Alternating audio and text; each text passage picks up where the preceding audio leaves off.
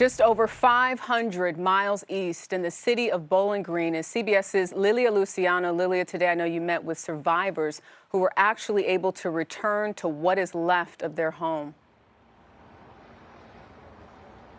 Jerika, good evening. I've been talking to local authorities and they say that this is still very much a search and rescue mission. And just as we're talking, I'm seeing some volunteers bring their own dogs to assist in the search and rescue efforts. As for survivors, there's still about 10 people missing, by the way. Survivors are coming to find just pure heartbreak. Imagine your life just shattered to pieces after this. It breaks my heart knowing we have nothing. He has nothing no more. Shane King and Haley Reagan returned with their 4-month-old son Corbin to what's left of their Bowling Green home. The family left 5 minutes before the tornado struck, packing winds of up to 150 miles per hour. So you didn't know if it was in front or behind you? We didn't know if we were even going to make it to the shelter.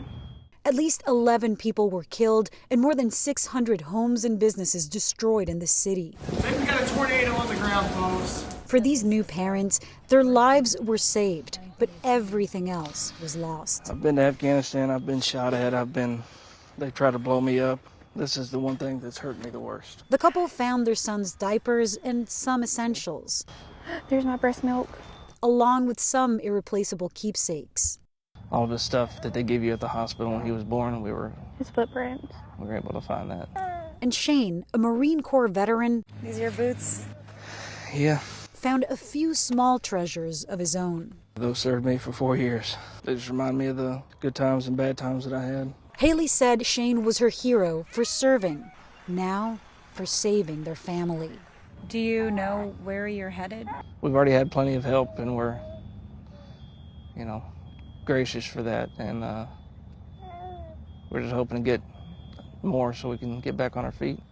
It's been so moving to see this community come together in what feels like a parade of volunteers bringing food, water, even containers where people can place their few keepsakes that they found. Now, people who survived can stay in shelters and a few other places for now, but there's still no word as to what the plan long term is for these hundreds of families that have lost their homes. Jerika.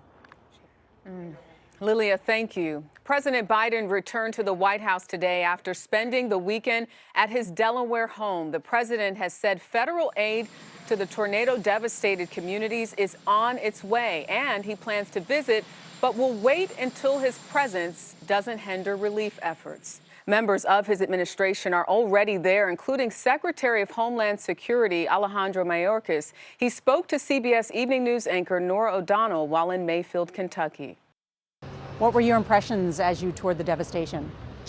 Just taken aback by the level of devastation and the trauma that so many people have suffered. We visited the site of the candle factory, and one sees the rubble. What was once a building, now just sticks and stones. We learned of a cell phone that had 27 missed messages on it, which speaks of a loved one trying to reach someone in the factory.